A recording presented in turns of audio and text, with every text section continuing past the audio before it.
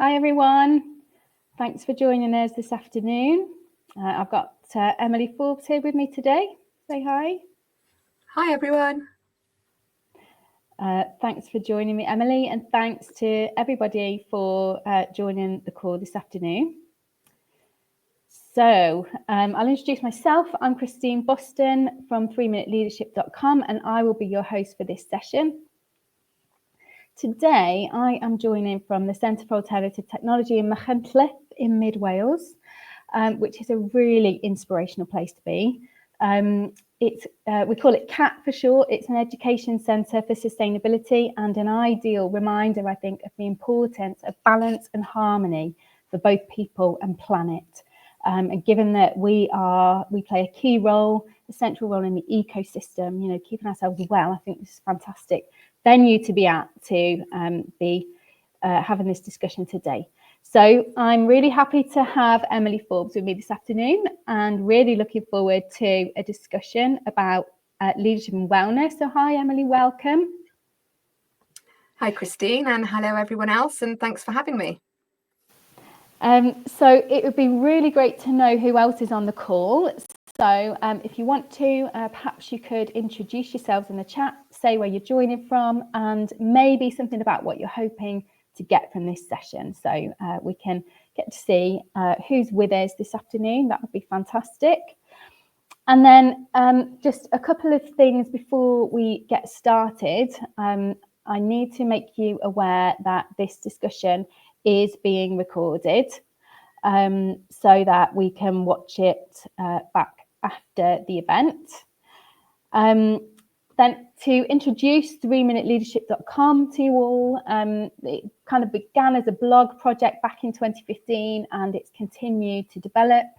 And the goal is to promote an approach to leadership that empowers and inspires others to make a difference. The aim of this group, the Inspired Leaders Book Club, is to bring together aspiring and established leaders to learn, connect and grow. So I've been working with authors to bring you a series of events. The featured authors are all leaders in their own right and we'll be exploring different topics. They'll share their stories and experiences with us so that we can all learn together. The format, in a minute, I will hand over to Emily to give us a 3-minute summary to kick things off.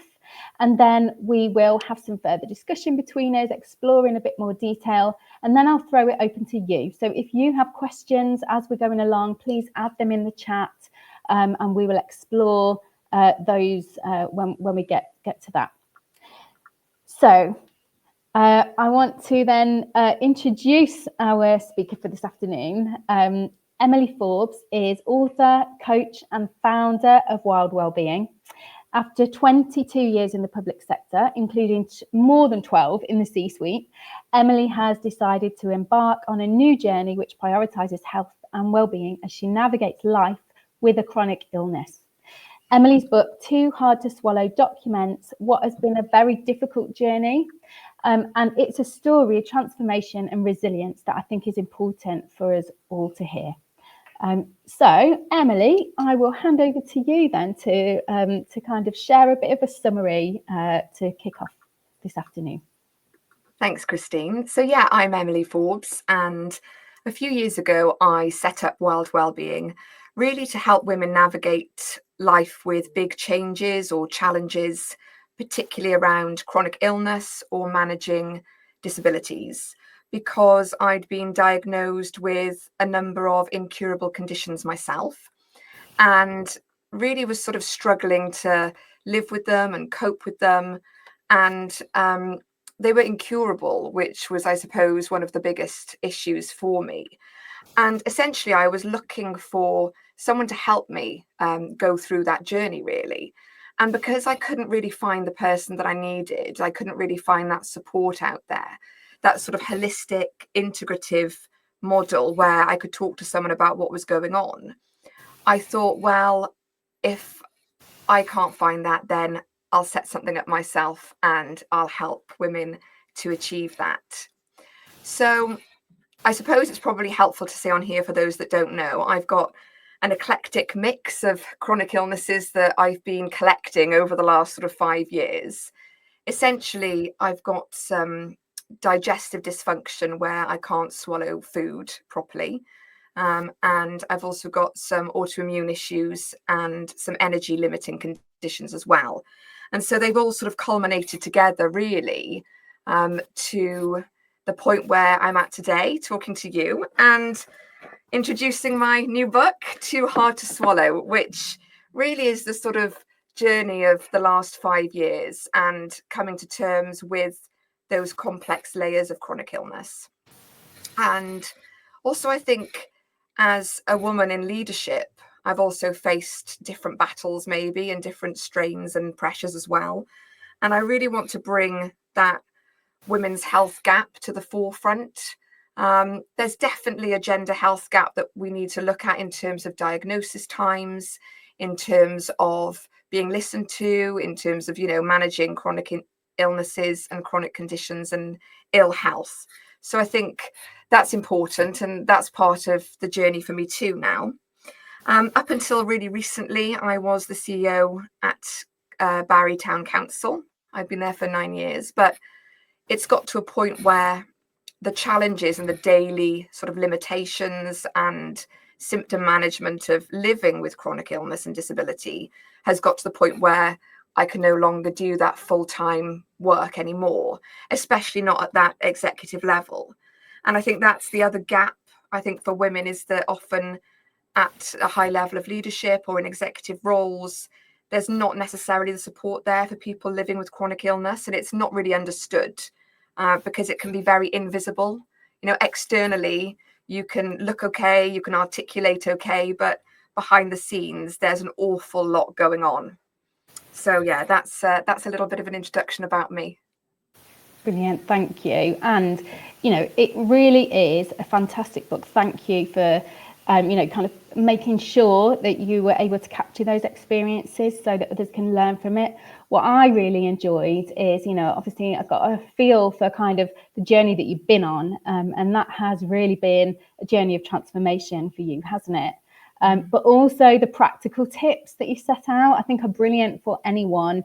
So I know you're kind of very keen to support others that have a chronic illness, but I think anyone who's going through big life events, big change, this is a book that has got some really practical things in there that can help anyone to sort of work through whatever it is they're trying to deal with. So yeah, it was I'm really pleased that you've been able to bring that together, and I hope everyone will read it, and we'll share a link in the chat. It's available right now, I think, on Kindle, isn't it, for £3.99. So it's a total steal. So get it now before that price goes up, for sure. So I thought it might be good to sort of start by understanding a little bit more about you as a person. So do you want to sort of tell us a little bit about kind of, where you are in the world to start off with, and a little bit about your sort of home personal life, whatever you kind of feel, is good to share? Yeah, of course. Yeah, I'm in Llanblethian, which is very near to Cowbridge.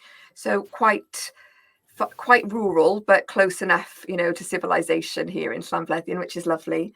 I've got 2 children. So my daughter is doing first year of GCSEs at the moment. So we've been in revision mode at home.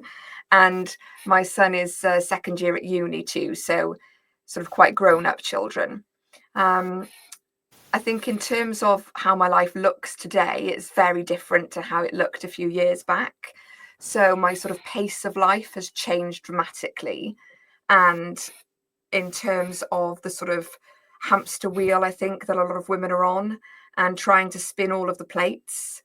Often, we've got working full time, and then I was having evening council committee meetings and children growing up, and all of the other sort of household duties and life admin and everything that goes along with it. And then when you add that layer of chronic illness or symptoms, or I've had 2 surgeries as well, I suppose it adds another layer of complexity to life, and it creates more time that you need to look at how you're going to tackle those challenges. Because often we learn about stress, and we learn about resilience, and we learn about mental health has come to the forefront of the agenda, I think, of late, in recent years. We're always trying to talk about not getting to a point of burnout.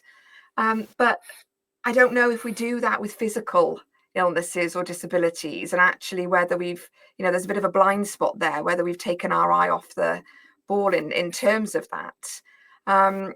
Because when you have all of that with the physical illnesses as well, it's just, it's creating a sort of a recipe for difficult times ahead, I suppose, which is essentially what happened to me. It was layers of trauma. So it's not just having illnesses. It wasn't just being in a stressful CEO role. It wasn't just facing a bereavement, which are all these different things that are challenges that people face in life anyway. But I think when you sort of condense all of that into a very short period of time, and ultimately you're living with that incurable illness. So you have to learn to manage symptoms and to sort of take medication or treatments or different things to try and improve the quality of your life, but you can't ever fix it. Then that's where I think the focus has shifted for me. So the last few years has really been about well-being and wellness and looking at, okay, well, let's look at what I can do. And I've still got ambition and hopes and dreams, and I still want to live a really good life, but I now need to do that within my new capacity and within the sort of new boundaries, I suppose, that have been set for me by the different conditions that I'm living with. Yeah, and I mean, you had, quite the career journey up until that point, hadn't you? I mean, I've known you for a good while now, haven't I? And I've always, admired your achievements, and, you've really made a big difference in the third sector in Wales, within Welsh Government, and then Barry Town Council. And yeah, you really get a sense from the book, how much kind of life has shifted for you and how the sort of layers of pressure sort of built up, and how difficult it's been to kind of make that change. So what made you decide that you were going to write this down? Kind of, was there a point where you thought, right, okay, here I am, I'm going to make sure that I capture this and make it worthwhile for others? Kind of like what kind of led to that thought? I think it started probably as quite a therapeutic, cathartic way of capturing things, which is why it's sort of part memoir and part self-help. So I started sort of journaling and writing things down, and then I decided, well, actually, maybe this journey, it's had such ups and downs and twists and turns, and I've learned so much that maybe this shouldn't just be a memoir. This doesn't just have to sort of look back at how things have been, but it can look forward to the future, and it can give other people hope for change and for things getting better and improving, even if you're still learning to live within the boundaries of whatever condition or disease or illness you've got. And that's where I actually thought, I'm going to change this into a part self-help book. And I started sort of looking at, okay, how can I collect those lessons that I've learned and make them much more practical for people? And a lot of that was about unpicking the emotions. So in the book, I talk about, the feelings wheel, and about really learning how to feel your emotions and bring them up and sit with them, because it can be really tough to give yourself the space to be with some really uncomfortable feelings. And often when you're, in a busy role, a busy life, whatever, your sort of normal is, to try and carve out a little bit of room to think, well, what am I feeling and how is this affecting me? And, naming those feelings, it's quite difficult. So I have focused quite a bit on emotions in the book, and I've put in there the emotions wheel so people can start to recognize in themselves, why might this be coming up? What is it showing up for me? And then how you link that with other parts of your life. So whether that's with physical symptoms, because stress, for example, can make physical symptoms worse, which has been, researched widely now. Also, if you've got autoimmune conditions, and you're having high levels of stress or, emotive times, that can also then flare those symptoms up as well. So I suppose it was working out, how can I use these lessons to help others? And that's why I wanted to put it into a book, and that's why I wanted to get it out into the world, really. Yeah, and you were dealing with different levels, weren't you? You had a lot on. You're a mother, you're a wife, you're a chief officer.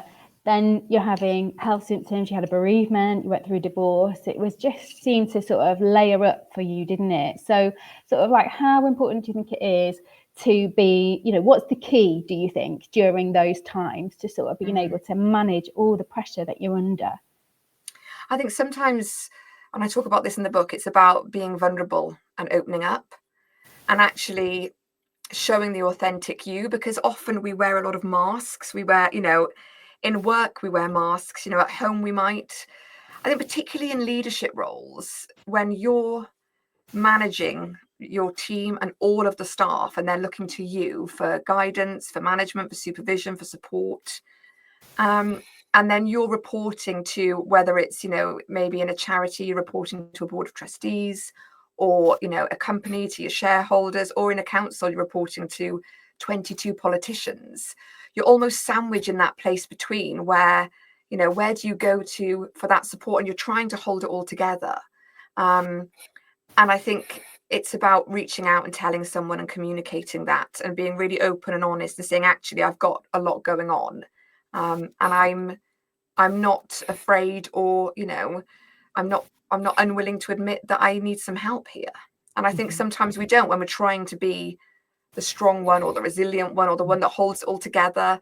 We never ask for help, and we don't take that mask off. And there's certainly a lot of unmasking that I've talked about in the book, and undoing a lot of the sort of societal expectations or pressures that are on us, to get back to finding our true sort of well-being at our core again, before we had all of those layers of pressures. Yeah, because it can be, in a leadership role, you can feel very much like you have to pretend everything's okay, when actually, like, the house is burning, for example, and you need to be sorting that out as well. So being vulnerable, really important to be open about that. So I wanted to talk really about the support that you received at work. But before I ask about that, I thought it was worthwhile just sharing some statistics. So I know you talked about the kind of women's health gap, and kind of from what I have sort of gathered just from a quick look at this, I can see that the figures show 40% of adults aged 16 and over had at least one long-standing illness or condition. Those figures are predicted to increase by 2.5 million, and that's people living with major illness by 2040.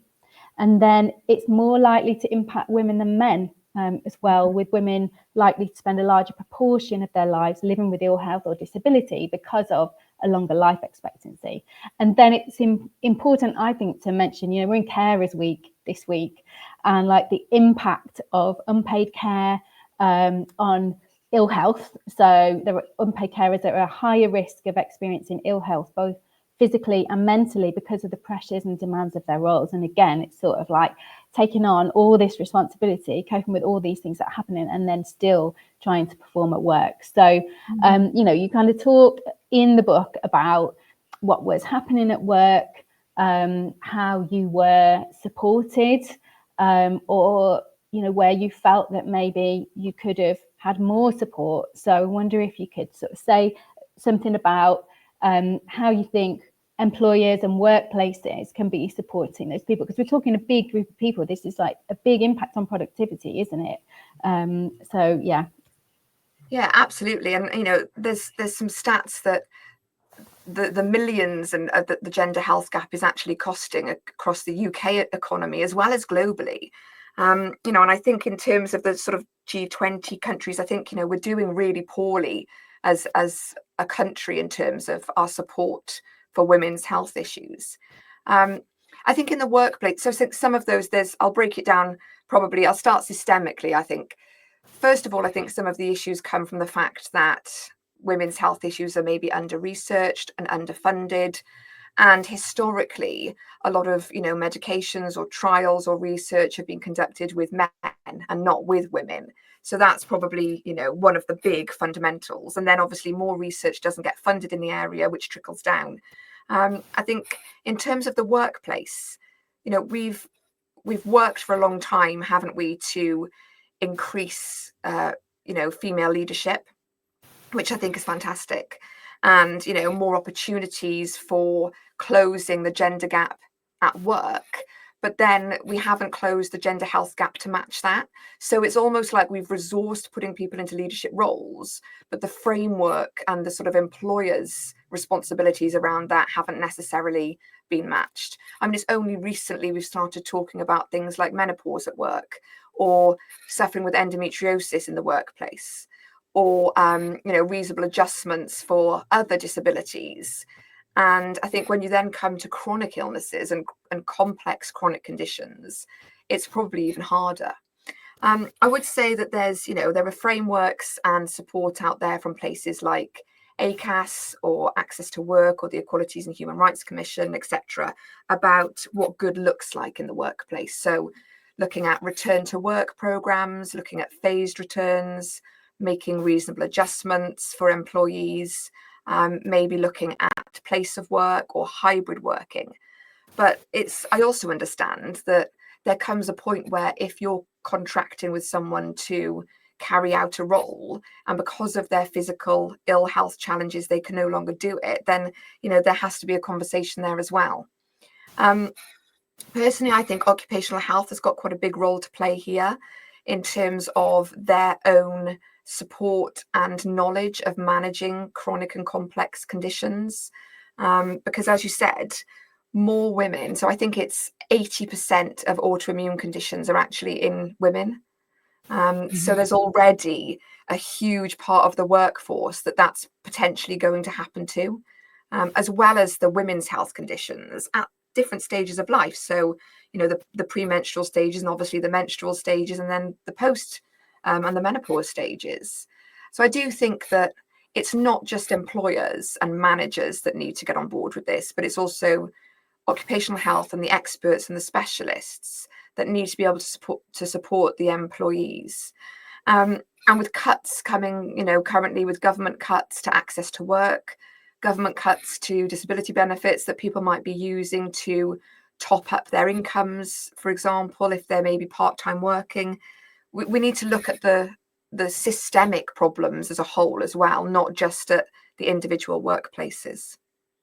Yeah, and there's kind of, plenty of issues of misdiagnosis or people being, sent away when they've actually got a very serious condition. I mean, there's been an example in Wales recently. I don't know if you knew Claire O'Shea, but she was involved in a Senedd inquiry as well, because Claire had a rare gynecological cancer and was sort of sent away being told she's got IBS, and she's no longer with us, tragically. She's died recently, and it's there are lots of stories like that. Too many stories, aren't there?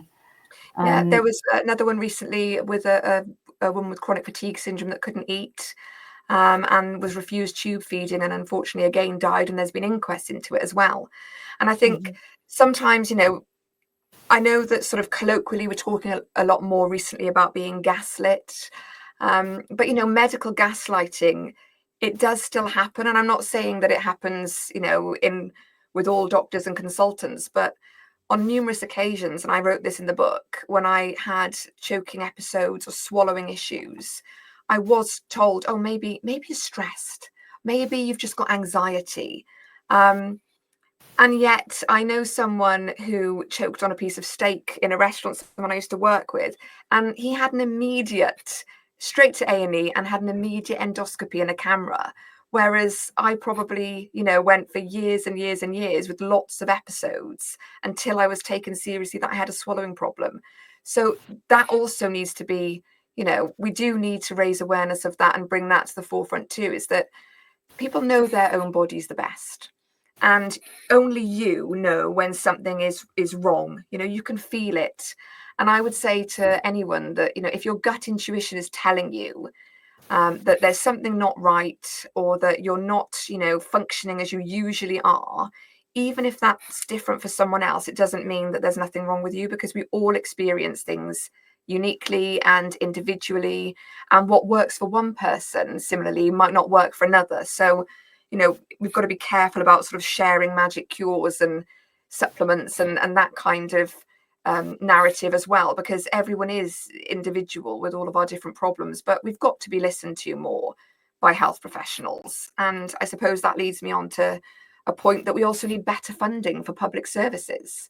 I recently got told that I'm on an urgent list to see a gastroenterologist in one health board, and it's 85 weeks wait for an urgent appointment.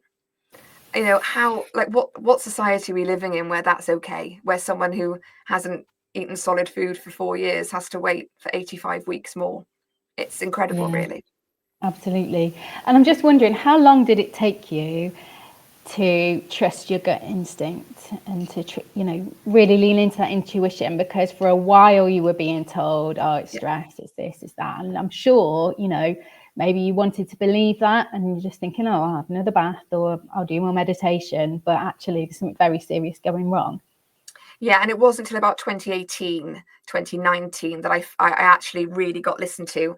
First, I was sent to ear, nose and throat because they thought it was a throat issue. And then I got to see an upper gastrointestinal esophageal specialist. But looking back, and I've documented this in the book, there were umpteen times growing up, even as a child, where I remember having these choking issues and problems. So yeah, it wasn't until a lot later that I actually finally went and got heard about it finally. Yeah. So we need to move into questions from the audience. Got a very engaged audiences. That's brilliant. And I just want to share before we do that, that Tom's put a comment that he has the hard copy, and it's a beautiful book, which it is. So if you haven't read it, everybody, definitely get yourself a copy. It's really worth it. He says the exercises at the end of the chapters are helping me manage other challenges in my life too. Even simple things like identifying the emotions I'm going through and how that can manifest in other parts of my life. And yeah, I definitely support that, because the exercises are really practical, really useful. So I think with the book, you not only get a real feel for your story and everything you've been through, and full of admiration for everything that you've achieved, but yeah, also the practical things that we can all use to help ourselves as well. So I thought that was a great comment to share. Okay, so I'm going to move to audience questions. So there are kind of some in there at the moment, but if you've got more, please share them in the chat and I'll get through as many as I can.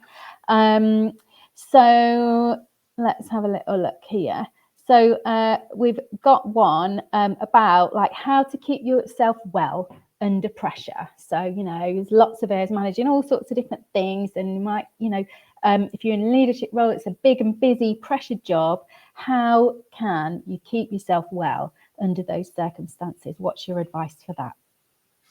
I think it's about having a toolbox that you can go to when you know that you need some extra support.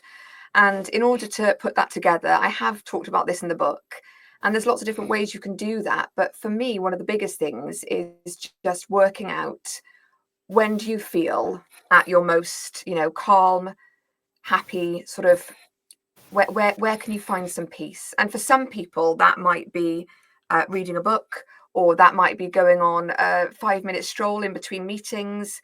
It might even be doing some breathing exercises. I put those in the book too, because sometimes if you've only got a few minutes before your next meeting, or before, a disciplinary or something where you're feeling quite stressed, you can just take a few minutes to do some really simple breathing exercises, because that can bring the body into a state of calm from a physiological perspective. You can really tap into the nervous system, bring it back down, and you're sort of good to go in that moment. And I think for a longer term, it's about looking at what you need in your life. And that's not just necessarily adding things to your habits or your behaviors, but it can be taking things away.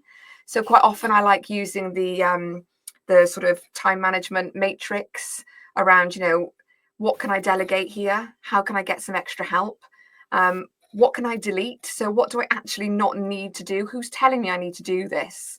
And even shifting the language from I need to do this, I must do this, I should do this, even shifting that language to some more gentle kind of language, and a bit of, inner cheerleader instead of inner critic can really help.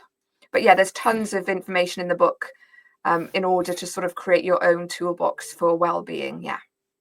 There is. It is really good. And you have a lot on alternative therapies as well, don't you? Is there one that you haven't tried? Oh, golly. It's a long, long list, isn't it, of things that you've given a go? That is. And I tried to sort of go through them all and experience them all, because I really wanted to feel find if there was something alternative that would work for me. And for some people, some of the relaxation ones like the Tai Chi or the yoga can really help. For some people, acupuncture works in terms of resetting and recalibrating the nervous system. I found, I don't know if I haven't tried any, but what I have done is I have made a monthly date for a massage. So I have a deep tissue massage once a month, and I don't miss that now. It's sort of scheduled in my diary. And I really think from a physical perspective, that can also help bring the body back into a state of rest and digest, and help you when you're feeling stressed. So yeah, I mean, the self-care is really important, isn't it? So what am I into at the minute? Hypnotherapy, do that every night. Paul McKenna has some amazing free resources on YouTube. Just think it's brilliant. And what else? Cold water dips. I can't really call it swimming. There isn't much swimming, but cold water. And I think kind of from reading your book, I was thinking maybe that's to do with the vagus nerve. Could that be, one of the reasons why it works so well? Absolutely. And I think that, so, the vagus nerve, it runs all the way through the body. It attaches to all of our organs, and it sends messages sort of biodirectionally. So messages all the way down and messages back to the brain as well. For some people, cold water dip works because it sort of switches the vagal brake, and it sort of gets your nervous system into a different mode. For other people, depending on what autoimmune conditions they have, or other conditions, like for example, for me, cold water dipping is not very good for my system, especially if you've got something like Raynaud's, like I've got as well. It can work for many, but not for all. So again, I would just, we've got to be careful that when we're talking to others, and if you're trying any alternative therapies yourself, make sure that you do get advice from your own doctors or your own professionals about it. Yeah, good advice. So think about what is the right thing for you. It definitely works for me. It feels like a mind cleanse, but I think it's because the water is so cold. I literally can't think about anything else. So that's good. Okay, so we've got Joe in the audience who is currently off work with a health condition. Joe's in a senior role. And so have you got any advice? So for anyone in that situation, in a senior role, off work sick, for whatever reason, any advice for having a successful return? What kind of support you could be asking for, what you might need to think about, any advice for that? Yeah, absolutely. So in the book, I have actually put in there something called a wellness plan. And some workplaces are now adopting wellness plans when people are coming back into the workplace. And actually, I find that if you're really proactive and you want to ensure, just as much as the employer wants to get you back into your, role and wants to see you fully functioning, and if you want to ensure that too, if you complete a wellness plan, in it says things like, what do you need to be able to work in your role? What adaptations or changes might you want to be looking for? What do people around you need to know? Because sometimes it can be really personal. You don't want others to know the details of your chronic illness. But other times, you might want people to be aware that you're going to be taking medication at certain times, or you might be needing more breaks than someone else. And then you don't want to be looking like you're having special treatment. But what you do need is, the opportunity to be able to function in that role as someone else would. So I would say to be go to any HR meetings that you might have, really well resourced with, your medical diagnoses and your notes, as well as this wellness plan, where you've already got the answers to the questions that they're likely to be asking you about your return to work. So you can sort of go in there knowing what you want out of that meeting and making it work for you, because it's important not to go back to work too soon. And I did that on one occasion after major surgery. I was back in after 7 weeks, and that was, it was silly of me, and I wouldn't recommend it to anyone else. And really, I should have stayed off longer. So it's about knowing your capacity and your capability too, and being honest about that. I think it can be really hard to have like that much self-awareness, can't it? Because we want to get back, we want to be better. So I've had the operation, give it the recovery time, whatever you were told, and get back to it because you want to get back up to speed. But sometimes, as you've said to me before, like the body keeps the score, doesn't it? So it's really important to take your time and I think not rush back to work and things like that. And then you talked before as well about, the invisible illness, like how much more difficult do you think it is, when you've got an invisible illness to return to work? Because, I kind of think that often the view is, well, you're in work, everything must be fine. And it's like 100%, or more. So any thoughts on that?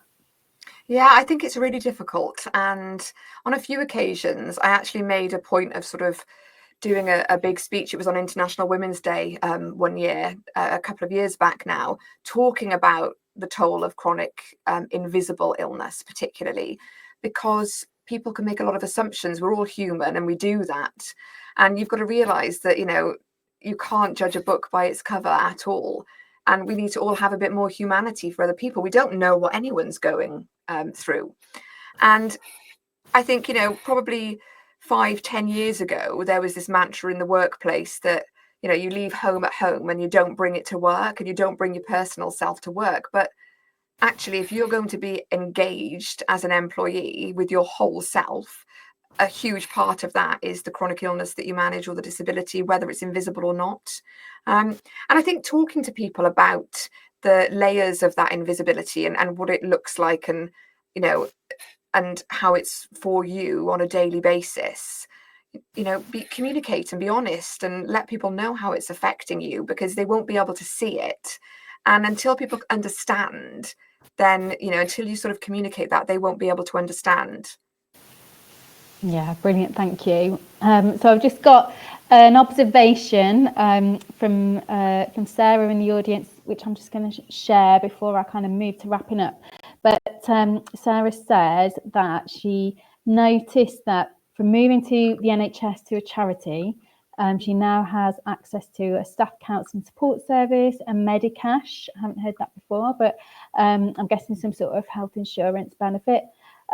This has enabled me to schedule time for myself and not feel guilty, although an hour of reflexology or hypnotherapy shouldn't be something to feel guilty about. If it's kind of allowing you to remain up to speed, like and in work and, working at your best, I guess it's not something we should feel guilty about. Indeed. And also, I think, the counselling point is really important. So some employers will have referral routes to counsellors. What I would say is that find someone who has experience in therapy or counselling with people with chronic illness, because obviously it's quite a specialist area. And for all the people that I've met with managing chronic illness or disability, it's almost like you're grieving and going through that grief cycle, because you're grieving for your former ability, your former health, your former identity. And really, you need someone that can understand the grief cycle as well as understanding chronic illness and be able to weave that together to support you.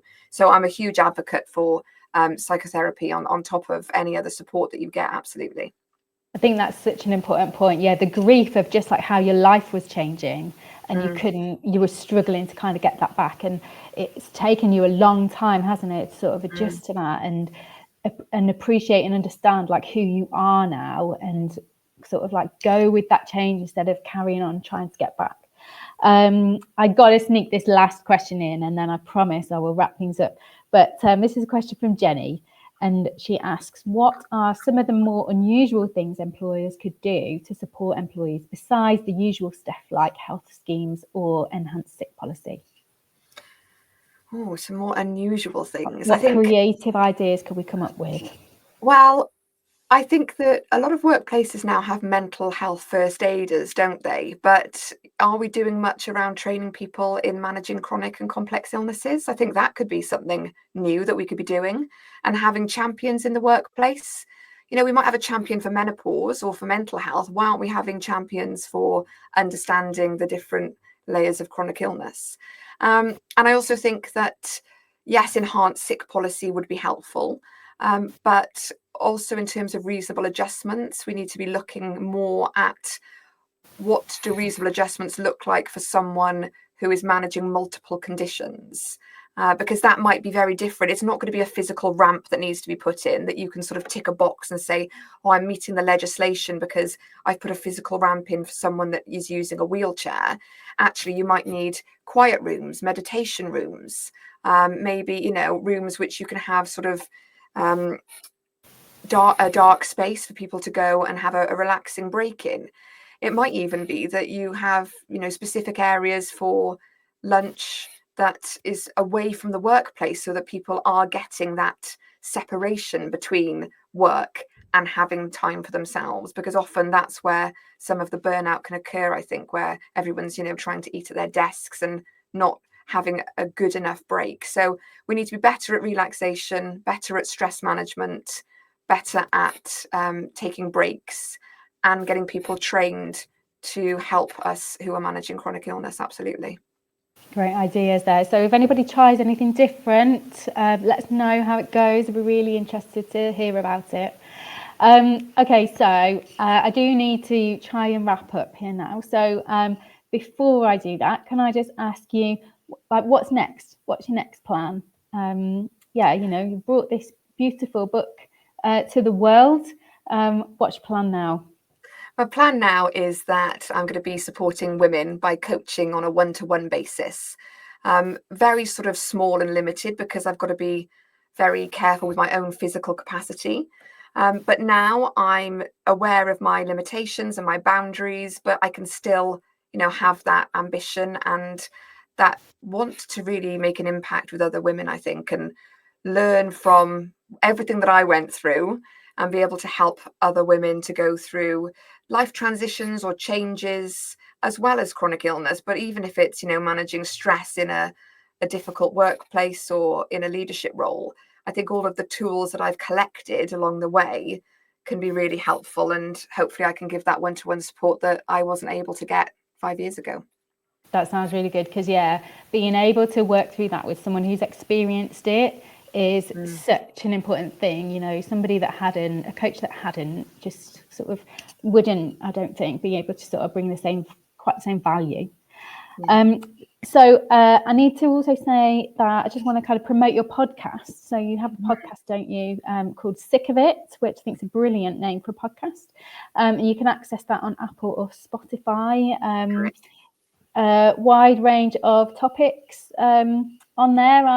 I suggest, and yeah, definitely go and have a listen to that if you kind of want to hear a little bit more about like illness and wellness and yeah, like different people's journeys and how to keep yourself well. Okay. And then I wonder if I can ask, well, Christine, just so everyone can see it. There's the book, yeah, as well. Definitely buy the book, everybody. It's brilliant and beautiful. Look at it. That would be a fantastic item to have on the bookshelf. Rupert says, can we see the book again, please? So yeah, that would be great. And then I wonder if I can just ask the audience, because, you know, I'm keen to make sure that we get the best out of these sessions. So could you maybe share, before I finish off, like, what are your key takeaways from the session? Is there something that you're going to change from now? That'd be really great to know. And you know, what did you like about this session, or what would you like to be hearing about next time? Because I've got speakers lined up, so if you want us to kind of like steer and find some new opportunities on topics of interest, then let me know what those are. So I will bring this to a close then with just a few kind of finishing points. Firstly, you know, the thank yous. Thank you, Emily, for joining us, giving up your time. Thanks for bringing that book into the world. It's such a beautiful piece of work. So I'm really excited to see what you're going to achieve from here.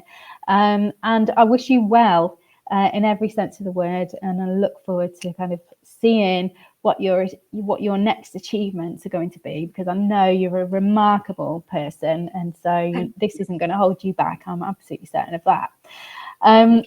I need to thank everybody for joining the call today, for all your engagement and your questions. Thank you very much for coming along and participating in such a fantastic way.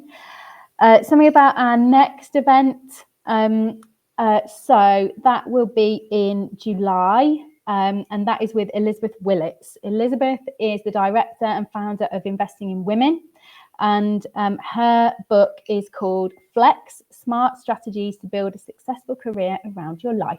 And Elizabeth will be talking all things work-life balance. She has a recruitment company specialising in flexible and part-time work. And I know that she has lots to share about balancing work and life and finding, a really great way to, kind of bring your best to everything.